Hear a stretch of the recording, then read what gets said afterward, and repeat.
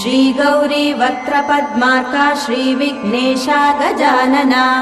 उत्तिष्ठ सुरसम्पूज्या त्रैलोक्यं पालनं कुरु श्रीगौरी वक्त्रपद्मार्का श्रीविघ्नेशा गजानना उत्तिष्ठ सुरसम्पूज्या त्रैलोक्यं पालनं कुरु उत्तिष्ठोत्तिष्ठ हेरम्बा उत्तिष्ठ गणनायका उत्तिष्ठ करुणापूर्णा भक्तानां भाग्यदायका उत्तिष्ठोत्तिष्ठ हेरम्बा उत्तिष्ठ गणनायका